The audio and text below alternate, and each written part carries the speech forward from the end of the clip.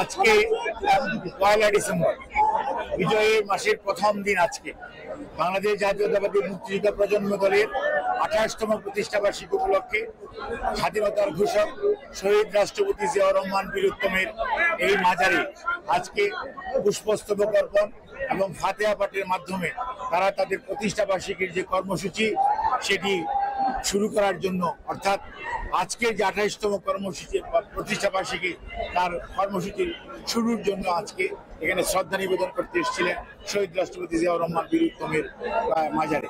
এবং সেখানে আমাদের সাথে মুক্তিযোদ্ধা প্রজন্ম দলের সেমাহুবায়ক সেই প্রথম বাংলাদেশ জাতীয়তাবাদী মুক্তিযোদ্ধা প্রজন্ম এবং ইসরাক হোসেন দুইজনই দুই মহান মুক্তিযোদ্ধার সন্তান। একজন আমাদের সাবেক মহাসচিব কে মোবাইদুর রহমান সাহেবের সন্তান, আরেকজন এই ঢাকা মহানগরীর সবচেয়ে সেই গেরিলা বাহিনীর প্রধান সাদেক হোসেন খোকা ভাইয়ের তনয় ইসরাক হোসেন। আমার ডান দিকে দাঁড়িয়ে আছেন আরেক বীর মুক্তিযোদ্ধা, বাংলাদেশ জাতীয়তাবাদী দলের চেয়ারপারসনের অন্যতম উপদেষ্টা, ঢাকা মহানগর বিএনপির সাবেক দক্ষিণের আহ্বায়ক এবং ঢাকার সাবেক ডেপুটি মেয়র জনাব আব্দুল সালাম বীর মুক্তিযোদ্ধা।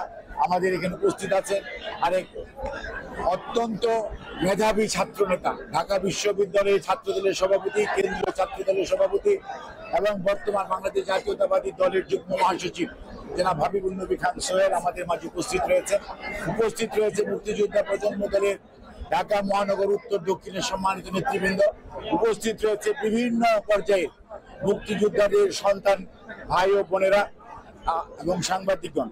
আজকে মনে রাখতে হবে স্বাধীনতার ৫৪ বছর চলতেছে, তারপরে এই বাংলাদেশ জাতীয়তাবাদী মুক্তিযোদ্ধা প্রজন্ম দলের বয়স ২৮ বছর। আজকে আমরা লক্ষ্য করলাম যে বাংলাদেশে আইনের শাসন বলেন আর সত্যিকার মানবাধিকার বলেন, গণতন্ত্র বলেন, প্রতিটি জিনিসই যে কারণে মুক্তিযোদ্ধারা ১৯৭১ সনে অস্ত্র হাতে রণাঙ্গনে যুদ্ধ করেছিলেন, সেই কারণ কিন্তু সত্যিকার অর্থে মুক্তিযোদ্ধারা অনেকেই দেখে যেতে পারেননি এবং বিগত ১৫.৫ বছরে পতিত এবং পলায়নকৃত স্বৈরাচার মুক্তিযুদ্ধের সকল চেতনাকে ভুলুণ্ঠিত করেছে।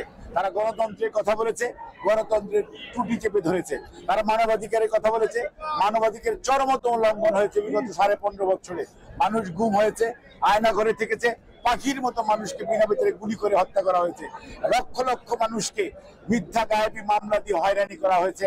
এবং বাংলাদেশের অর্থনীতির কি অবস্থা আজকে দেখেন, দেবপ্রিয় ভট্টাচার্যের যে রিপোর্ট, $16 বিলিয়ন প্রতি বছর তারা বাংলাদেশ থেকে পাচার করেছে। অর্থাৎ বুঝতে পারেন গত ১৫.৫ বছরে কয় লক্ষ কোটি টাকা বাংলাদেশ থেকে পাচার করেছে এই চোরের দল। অর্থাৎ যারা গণতন্ত্র উন্নয়নের বুলি আউড়িয়েছে, বাংলাদেশকে উন্নয়নের রোল মডেল বানানোর কথা গল্প শুনিয়েছে, তারা আজকে কোন অবস্থায়। এবং বাংলাদেশ ব্যাংকের গভর্নর বলেছিল উনি আর টাকা ছাপাবেন না, এই ব্যাংকে টাকা ছাপিয়ে তাদেরকে দিয়েছে। অর্থাৎ দেশের অর্থনীতি ফোকলা করে দিয়েছে এই মহাচোরের দল। কাজেই মনে রাখতে হবে তারা দেশের গণতন্ত্র ধ্বংস করেছে, সেটি শুধু নয়, বাংলাদেশের অর্থনীতিকে পঙ্গু করে দিয়েছে। বাংলাদেশের প্রত্যেকটি প্রতিষ্ঠান, আইন শৃঙ্খলা বলেন, আইন আদালত বলেন, কি অবস্থায় গিয়েছিল। একটা সাপ্লিমেন্টারি চার্জশিটের মাধ্যমে আমাদের দলের ভারপ্রাপ্ত চেয়ারম্যান জনাব তারেক রহমানকে ২১শে আগস্ট গ্রেনেড হামলা মিথ্যা মামলায় জড়িয়ে তারা কি সাজা দিয়েছিল। আজকে কিছুক্ষণ আগে রায় বেরিয়েছে, হাইকোর্ট সেই সমস্ত রায় খারিজ করে দিয়েছে। অর্থাৎ আইন যখন তার নিজস্ব গতিতে চলে, তখন সত্যিকার অর্থে মানুষ আইনের সেবা পায় এবং আদালতে আশ্রয় পায়। আর আইন যখন তার কোনো একটি নির্ধারিত টার্গেট নিয়ে চলতে থাকে, যেমনটি চালিয়েছে বিগত পলায়নকৃত স্বৈরাচার, সেই জন্যই তারা আমাদের অনেক নেতাকে, কাউকে ডেথ সেন্টেন্স দিয়েছিল, আমাদের নেতাকে যাবজ্জীবন কারাদণ্ড এবং বিভিন্ন মানুষকে বিভিন্ন কারাদণ্ড দিয়েছিল। অর্থাৎ তারা সত্যিকার অর্থে কে দোষী সেটা ধরার চিন্তা করে নাই, তারা চিন্তা করেছে রাজনৈতিকভাবে কাকে প্রতিপক্ষ মানে কাকে ক্ষতিগ্রস্ত করা যাবে, কাকে শাস্তি দেওয়া যাবে। সেজন্যই কিন্তু এই ২১শে আগস্টের মতো আনফরচুনেট ঘটনা আমরাও চাই না। কিন্তু কথা হচ্ছে এই সঠিক যারা দোষী তাদের বিচার হওয়া উচিত ছিল, কিন্তু তারা সাপ্লিমেন্টারি চার্জশিট কাহারের মাধ্যমে দিয়ে তারা চেয়েছে বিএনপিকে ধ্বংস করতে। কিন্তু আল্লাহ যাকে রক্ষা করতে চায় তাকে কি আর মানুষ ধ্বংস করতে পারে? সেটাই হয়েছে আজকে।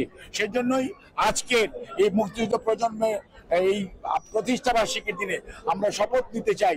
আমার মনে হয় মুক্তিযুদ্ধের প্রজন্মের যে সমস্ত ছেলে মেয়েরা আজকে জীবিত আছে এবং যারা এখানে উপস্থিত আছে, আমাদের যে কোনো মূল্যে বাংলাদেশের গণতন্ত্র রক্ষা, বাংলাদেশ আইনের শাসন রক্ষা, বাংলাদেশের মানুষকে তার অধিকার ফেরত দেওয়ার যে আন্দোলন দেশে আমাদের নেতা জনাব তারেক রহমানের নেতৃত্বে আজকে বাংলাদেশে চলমান, সেই সংগ্রামকে সামনের দিকে এগিয়ে নিয়ে যেতে পারলে এবং জনগণের অধিকার জনগণকে ফেরত দিতে পারলে, মানবাধিকার প্রতিষ্ঠিত করতে পারলে, মানুষকে অর্থনৈতিকভাবে মুক্তি দিতে পারলে, তাহলেই তা মুক্তিযোদ্ধাদের যে স্বপ্ন সেটি বাস্তবায়িত হবে। তাহলেই মনে হয় আজকের যে প্রজন্ম যে দায়িত্ব, আজকে মুক্তিযোদ্ধারা নাই, তাদের যে প্রজন্ম রয়েছে পরবর্তী জেনারেশন, অর্থাৎ আজকে ইশাক বা শ্যামা উবেদরা, তাদের এখন দায়িত্ব হচ্ছে তাদের পূর্বপুরুষরা যেটা করতে পারে না, সে মহান মুক্তিযোদ্ধা সেটি এখন সম্পন্ন করা, দেশের মানুষকে মুক্তিযুদ্ধের আসল চেতনায় ফিরে নিয়ে আসা, এটাই হচ্ছে আজকের দিনের প্রধানত কর্তব্য এবং দায়িত্ব।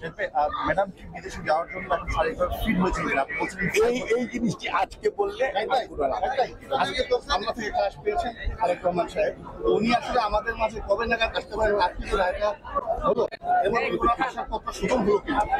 ডেফিনেটলি আপনি খেয়াল করে দেখবেন, কয়েকদিন আগে বাংলাদেশ জাতীয়তাবাদী দলের চেয়ারপারসন দেশনেত্রী বেগম খালেদা জিয়া, আমরা সবসময় বলতাম, আমাদের দলের সবাই বলতো, মহাসচিব সহ, যে বেগম খালেদা জিয়াকে ষড়যন্ত্রমূলক মিথ্যা মামলা দেওয়া হয়েছে। আজকে প্রমাণিত, উনার বিরুদ্ধে যে সমস্ত মামলা দেওয়া হয়েছে সেই সমস্ত মামলা ষড়যন্ত্রমূলক ও মিথ্যা মামলা ছিল দেখে সেগুলো কিন্তু খালাস হয়েছে আলহামদুলিল্লাহ। এবং আজকে আমাদের দলের ভারপ্রাপ্ত চেয়ারম্যানের বিরুদ্ধে যে মামলাগুলো ছিল একটার পর একটা যখন আদালতে যাচ্ছে, আদালত থেকে কিন্তু সব প্রায় সকল মামলায় খারিজ হচ্ছে। সবগুলো এখনো হয়নি, এখনো বেশ কয়েকটা বাকি আছে। কাজেই আমরা আশাবাদী যে কোনো সময়, যত দ্রুততার সময়, আমরা খুবই আশাবাদী উনি বাংলাদেশে ফেরত আসবে এবং বাংলাদেশ উনি সসম্মানে ইনশাল্লাহ বাংলাদেশ জাতীয়তাবাদী দলের ভারপ্রাপ্ত চেয়ারম্যান সসম্মানে বাংলাদেশে ফেরত আসবে, এটি দেশবাসী আশা করে এবং আমরা প্রত্যাশা করি। আগামী নির্বাচন কি তারেক রহমান নেতৃত্বে বিএনপি অংশ নিচ্ছে? তারেক রহমান নেতা, তারেক রহমান নেতৃত্ব দিচ্ছে। তারেক রহমান বাংলাদেশের গণতন্ত্র পুনরুদ্ধারের নেতৃত্ব দেওয়ার নেতার নাম জনাব তারেক রহমান।